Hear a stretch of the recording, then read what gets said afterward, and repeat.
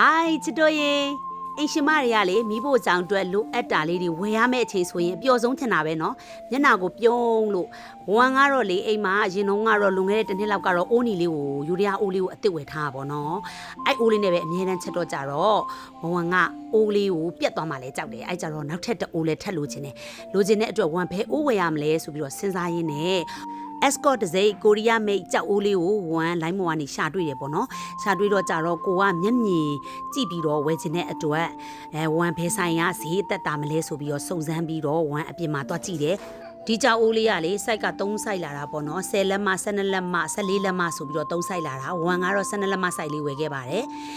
14လက်မကျတော့လည်းနည်းနည်းကြီးရပေါ့နော်10လက်မကျတော့ပစ္စည်းပြတ်တာများတယ်တဲ့သူက10လက်မကျအယောင်ကအနီရောင်လေးပေါ့နော်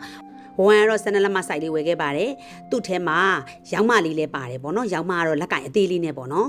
အဲ့လိုမျိုးလေးတစ်ချောင်းပါတယ်လက်ဆောင်ပါတယ်ပေါ့နော်တစ်သားရောက်မှလေးပေါ့နော်ဒီအိုးလေးကိုတုံးနေတဲ့အိမ်ရှင်မမေမေတွေရှိလားကောင်းလားမကောင်းလားဝမ်ကိုမှန်ပေးပါအောင်နော်ဝမ်ကခုမှစတုံးမှာဆိုတော့လေ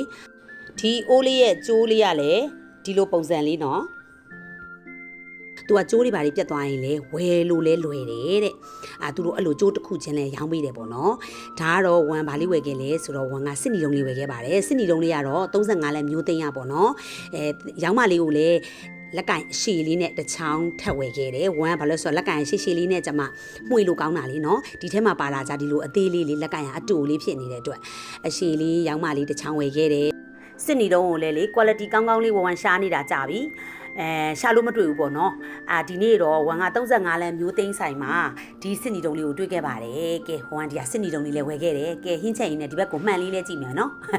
နှစ်ဖက်စလုံးသုံးလို့ရတယ်ထင်တယ်တက်လာဒီဟာလေးရလေစစ်နီတုံးလေးကလည်းအနေတော်လေးနဲ့လေသူကမှုတွေပါလေလည်းမတက်တော့ဘူးပေါ့နော်စစ်နီတုံးကအကောင့်ဆိုတော့ပေါ့နော်ကဲ